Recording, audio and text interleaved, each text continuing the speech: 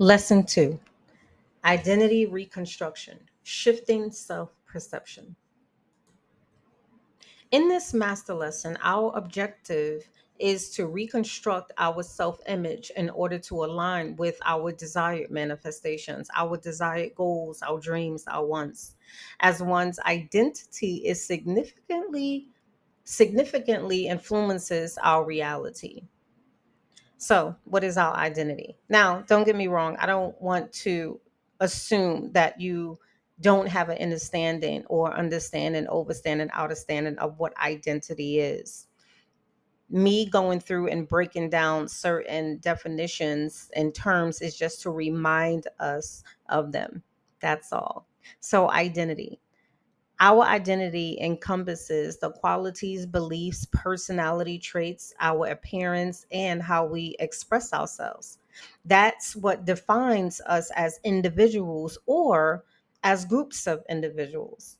On a deeper level, we are a triune being. Remember, in the first intro, I expressed that we are not just physical, we are part, soul, spirit, mental, and physical.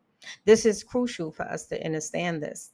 Understanding our true essence is critical for embodying our desired self, the self that we are naturally, organically, which we are also far removed from because most of us have become all of what and who others have influenced us to become.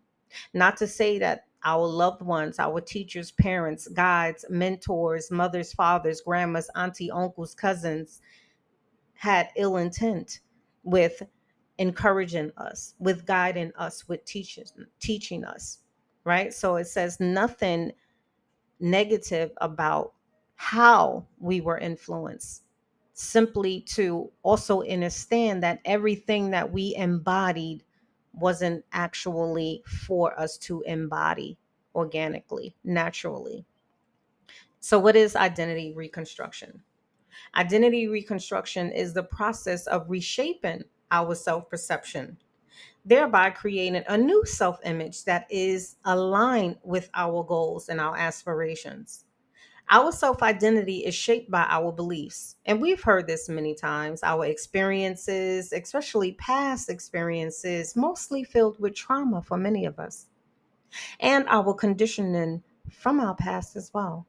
Many of these beliefs operate at a subconscious level and can impose limitations without our conscious awareness, which is why a lot of times we ask ourselves the question, why do I keep doing this? Why do I keep repeating the same unhealthy behavior pattern? Why do I keep choosing the way I'm choosing? Why do I keep making the same misturns? Why do I keep falling? These are the very questions that we ask ourselves. And our identity plays a huge part in why we do the things that we do. So I do also understand that it is not always the simplest thing or the easiest thing to recorrect years and years worth of forming and shaping and programs that we have adopted, which shape our current identity.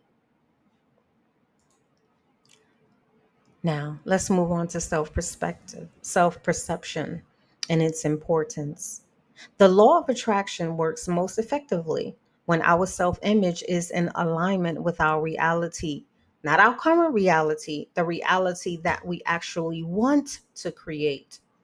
Changing our perception of ourselves allows us to adopt a mindset that supports our goals and helps rewire our mental programming, reprogram our brains, our mental database from the old coding to the new coding. And in neuroscience, dealing with identity, our brains, our minds also forms neural circuits based on repeated thoughts, beliefs, which created the foundation for our identity, our self identity, how we perceive ourselves, self actualization. Now, in the last lesson, I briefly went over what neural pathways and neural networks are. They are just trillions of paths past experiences firing and wiring that are in parallel with mostly our traumatic experiences. So when we're thinking about our self concept, how we feel about ourselves, this is a combination of our beliefs that we hold about ourselves. And over time, these beliefs harden into neural pathways that dictate how we behave and also how we respond to life. This is what I mean when I talk about dominant mental programs. It's like the tug of war game. The stronger mental dominant belief will eventually outpower the new beliefs until our new beliefs, our new system, our new ideologies, our new ways of thinking, our new positive programs gains enough strength to then dominate the old. That is the only way that what we now want gains power, and what we no longer want loses its power. It loses its force and power over us. So, by changing our self perception, we are changing our core beliefs that shape our reality. Our brain's neuroplasticity allows us to shift our old beliefs to our new beliefs, from our old knowings to our new knowings that we are now holding firm to and being consistent with, to create not the old identity we used to have, our new identity that we now have. And not only that, the empowered identity. It gets good. It gets good, love. We no longer want to subscribe to the identity of being a people pleaser. We no longer want to subscribe to yes ma'am, yes sir, and disregarding our own self-importance, our own values, our own morals, our own integrities for something that will never benefit us anyway. We don't want to continue living with the low self-esteem identity that we have. We no longer want to continue not having confidence. We no longer want to continue being powerless because we are powerful. We no longer want to carry the identity that is based in victimship instead of victorship. That's not the identity that we are currently adopting. Okay. So shifting our perception is also critical for manifestations, because right now, our current identity can either propel us forward toward success, toward our goals, dreams, aspirations, toward opportunities that we've been longing for, or keep us stuck in the same old patterns, recycling of failure, disappointment, grief, resentment, hatred, being overwhelmed, anxiety, depression. All of these things, they are dependent on the beliefs and our current beliefs and our current knowings that we hold. Let me say something else again. Our current identity can either propel us, mean shoot us forward towards success, or it can keep us stuck in the past, never being in the present, because it is the ultimate present. It is the divine God gift to us. And many of us miss it because we are either living in the past or living in the future, and forgetting that the present moment, is where all the magic happens. This is where you get into alignment to dictate what your future is going to be.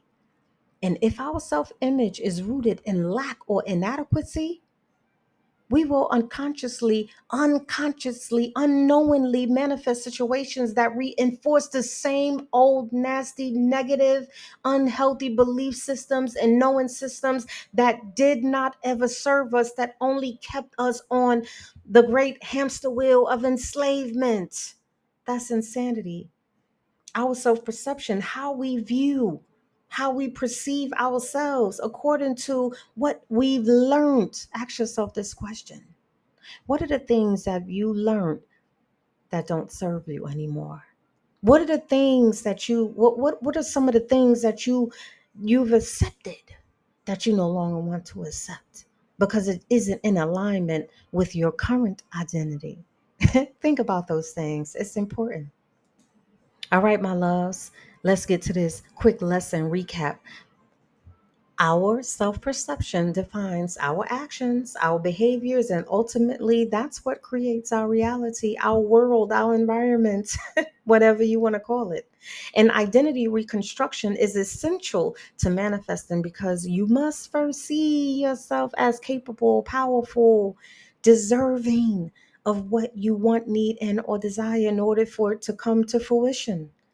Our brain is capable of rewiring through consistent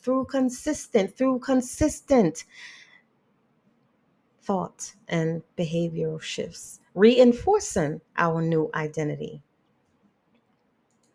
Now, just as all, I want you to get used to this. This is quick quiz time, quick quiz time, quick quiz time. Now, this is where we utilize the tools that we're given before us to reinforce what we just learned. So I want you to take a moment, answer the questions. And if you need to flip a couple of pages back so you can find the correct answer, I want you to do that because this is why this program also came with the book. Okay. Now, the presentations have information that the book don't have, and the book has information that the presentation don't have. And I decided to couple them both. I didn't want to divorce them because I want to make sure that you have everything that you need to succeed.